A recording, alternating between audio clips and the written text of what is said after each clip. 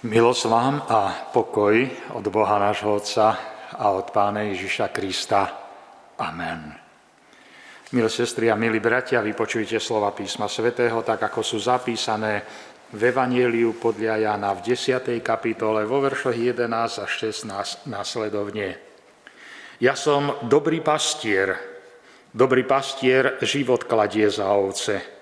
Nájomník a ten, čo nie je pastier a ovce nie sú jeho, keď vidí prichádzať vlka, opúšťa ovce a uteká a vlk ich chytá a rozháňa. Nájomník uteká, pretože je nájomník a nedbá o ovce. Ja som dobrý pastier, poznám svoje a mňa poznajú moje. Ako ma pozná otec, a ja poznám otca a život kladiem za ovce. Mám aj iné ovce, ktoré nie sú z tohto ovčínca. Aj tie musím viesť a počujú môj hlas a budú jedno stádo a jeden pastier. Amen. Toľko je slov písma svätého.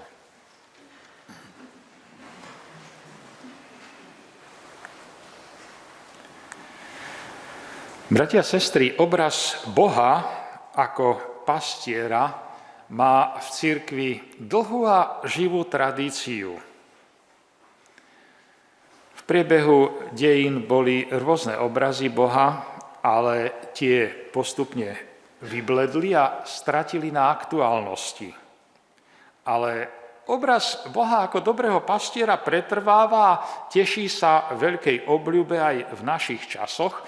O tom svedčí aj piesne, ktoré máme o Bohu ako dobrom pastierovi. Aj dnes sme si teraz jednu spievali. A teraz si chceme povedať, prečo je tomu tak.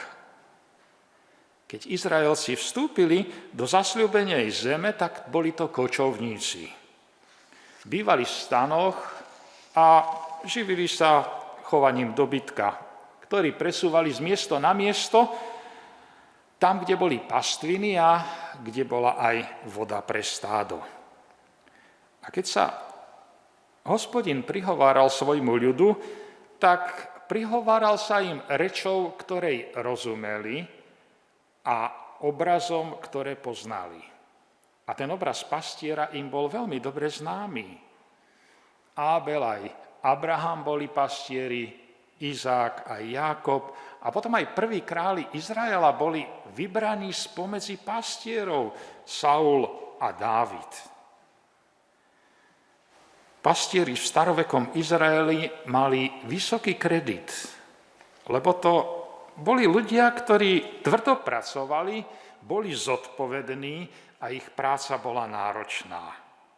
Bolo treba vyhľadať pastviny, kde bola dobrá tráva, ale súčasne aj voda pre stádo. A to si vyžadovalo orientáciu v teréne. Pastier nielen pásol a staral sa o stádo, ale bol aj lekárom svojmu stádu.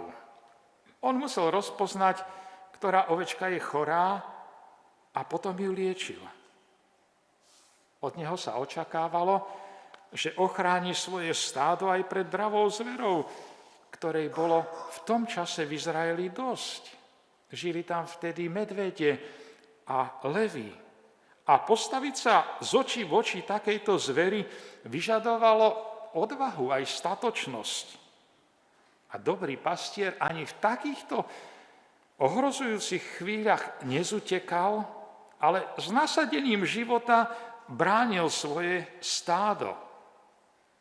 A to najdôležitejšie, čo je, on to stádo nielen pásol, nielen strihal, nielen dojil, ale predovšetkým ho miloval. Celý pastierský život v neskorších dobách prebiehal v odlúčenosti od rodiny, a to často na dlhý čas. Pastieri prechádzali ťažkými chvíľami, kedy každý z nás si želá mať pri sebe tých najbližších a cítiť v nich oporu, porozumenie, porozprávať sa. Ale pre nich to nebolo možné. Preto prácu pastiera ustáli len zocelení, vytrvalí a zodpovední ľudia. ktorí boli schopní to stádo milovať a preňho sa aj obetovať. Preto boli pastieri v tej dobe vážení ľudia a preto aj prví králi Izraela boli vyberaní práve spomedzi pastierov. A takto Izraelci vnímali aj Hospodina vo vzťahu k sebe ako dobrého pastiera, o čom nám svedčí známy 23. žalm, kde žalmista vyznáva: Hospodin je môj pastier, nebudem mať nedostatku. A katolický preklad prekladá: Pán je môj pastier, nič mi nechýba. To je krásne vyznanie, nič mi nechýba. Na pastvách zelených ma pasie, k vodám osviežujúcim ma privádza. Hospodin ako pastier svojho ľudu je vykreslený aj v mnohých ďalších žalmoch, nie len v tom známom 23., ale aj v prorockých textoch. Ten staroveký Izraelita nemal takú predstavu, že Pán Boh tróni kdesi vysoko na nebesiach a je zamestnaný rozsiahlou nebeskou agendou a nemá na nikoho a na nič čas. Ale oni ho vnímali ako toho pastiera, ktorý je uprostred svojho stáda, ktorý to stádo miluje a každú tú ovečku pozná po mene. A vyhľadá chorú a lieči ju. A keď niektorá nevládze alebo je zranená, tak ju vezme na ramená a odnesie ju. A tá, čo sa stratí, tak tu hľadá, až kým ju nenájde. A keď sú v ohrození ovečky, tak ich vlastným telom chráni. A s týmto obrazom dobrého pastiera tí Izraelci žili každodenný svoj život. A s touto predstavou, že Boh je dobrý pastier aj v mojom živote, hľadeli aj do budúcnosti. A oni zažívali to, že som Bohom milovaný. Vedeli, že aj môj život, aj moje starosti, aj moje problémy, aj radosti Boh pozná. A ja sa na Neho môžem spoľahnúť, lebo On o mne vie, On ma povedie, On sa o mňa stará. A to bola skúsenosť, ktorú s Bohom zažívali opakovane Izraelci vo svojich dejinách. Žalmista, keď sa pozerá naspäť do minulosti, tak o svojich predkoch v 107. žalme vyznáva, že blúdili púšťou po samote, nenašli cestu k obyvateľnému mestu, hladní a smední boli, duša im chradla v tele, ale vo svojom súžení a v ťažkej chvíli volali k Hospodinovi a on ich vytrhol z ich úzkostí a viedol ich rovnou cestou k obyvateľnému mestu. Nech ďakujú Hospodinovi za milosť, za jeho divné skutky na ľuďoch, že dušu smednú napojil a hladnú dušu dobrým nasýtil. Ten básnik to povedal za celé to spoločenstvo Izraelcov, ktorí takto vnímali Božiu prítomnosť vo svojom živote. A žalmy boli pre nich piesne. Kniha žalmov bola spevníkom. A tieto pasáže žalmov, ktoré hovorili o Hospodinovi ako o pastierovi, tak boli tým ľuďom veľmi, veľmi blízke. Aj my máme, niektoré piesne sú nám blízke. Sa nám prihovárajú, každý má nejakú obľúbenú svoju pieseň, ale tieto piesne o dobrom pastierovi im išli z hĺbky srdca. Možno mnohí boli až dojatí, že sa im oči zarosili dojatým, keď spievali o tom, čo vnútorne prežívali a čo zakúsili vo svojom živote. Ten obraz dobrého pastiera žil v ich skúsenostiach, bol ich nádejou, ale aj potešením v ťažkých časoch a uprostred osobných životných kríz. Evanjelista Ján zaznamenal, že Ježiš sa takto uprostred Židov v rozhovore predstavil, že ja som dobrý pastier. No, my to berieme ako oznámenie, no ja som dobrý pastier, no. Ale viete, čo to pre tých ľudí znamenalo? Oni boli zaskočení, lebo on im povedal a oni tomu rozumeli tak, že v tomto človeku teraz je Boh prítomný medzi nami. A ako zareagovali? Vznikla medzi nimi roztržka. A hovorili, je démonom posadnutý, zišiel z rozumu. Ale v tom zástupe boli aj takí, ktorí v neho uverili a ho prijali ako dobrého pastiera.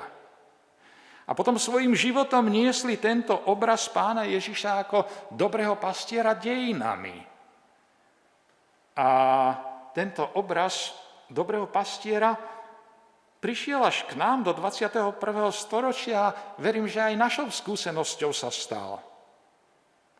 Aj my sme uverili a zakúsili v Pána Ježiša ako dobrého pastiera. On ako dobrý pastier položil svoj život za nás. V zápase o našu spásu obetoval svoj život. A spravil to dobrovoľne a z lásky k nám. V tomto zápase bol smrteľne ranený. Zomrel.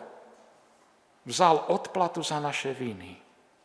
On, svätý a nevinný, sa pre nás stal zlorečeným a vinným. A nebeský Otec prijal túto obeť a potvrdil ju slávnym vzkriesením svojho syna. Ježiš žije a viac už nezomiera. A kráča pred nami ako dobrý pastier. A keď si ten obraz predstavíme, pastier ide vždy vpredu. On neženie ovečky, ale on ich vedie a oni ho nasledujú. Aj on nás takto vedie do večného domova, ktorý nám zasľúbil. Mať v živote takéhoto dobrého pastiera je úžasná milosť. Je to naplnenie najhlbšej túžby nášho srdca.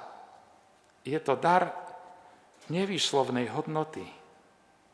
Práve v Ježišovi ako dobrom pastierovi nám Boh ukázal, ako veľmi nás miluje, ako mu záleží na každom jednom z nás. Kto verí v Ježiša, môže sa na neho plne spoľahnúť, že ho ako dobrý pastier životom povedie. Že náš život nasytí dobrými vecami.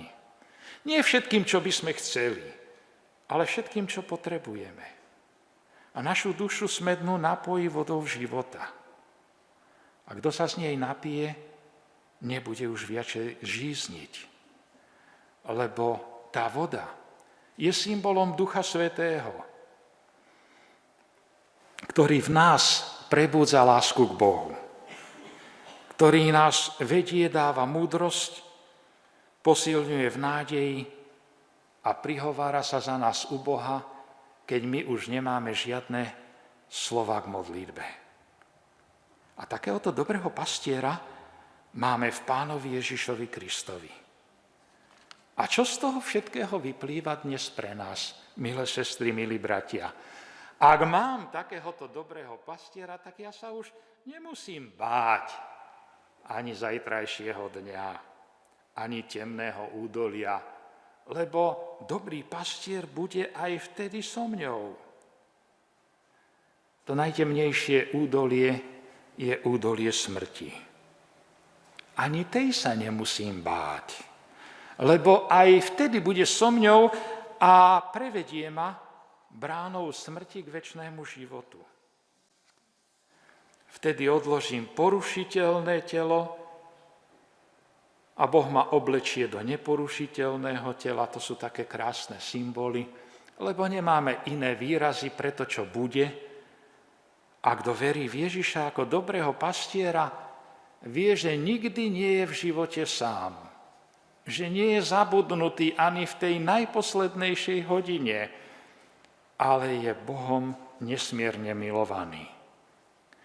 Bratia a sestry, obraz dobrého pastiera je nielen krásnym, ale aj veľmi takým hlbokým vyznaním o Bohu, aj hlbokou pravdou o nás. A táto pravda dnes by nemala byť ani prepočutá, ani prehliadnutá, ani zabudnutá, ale prijatá s radosťou a každodenne žitá s radostným a vďačným srdcom, lebo keď je Boh mojím pastierom, potom verím, že nebudem mať nedostatku, že ma bude sprevádzať vo svojom živote dobrota a milosť po všetky dni. A to je dobrá správa. Vďaka Bohu za to. Amen. Skloňme sa k modlitbe. Pane Ježiši Kriste, my ti ďakujeme, že sme ťa smeli spoznať vo svojom živote ako dobrého pastiera, ktorý sa s láskou staráš o nás. Každého z nás poznáš po mene. Poznáš všetky naše trápenia, naše starosti, ale aj všetky radosti. Ďakujeme ti, že nás svojim slovom a duchom sprevádzaš na našich cestách. Chrániš nás pred zlom. Uzdravuješ nás v nemoci. Potešuješ v zármutku. A keď sme slabí, nesieš nás na svojich ramenách. Ty nás nikdy nenechávaš samotných, ale nad nami bdieš a raz nás privedieš do svojej slávy. Vďaka ti za to. Amen.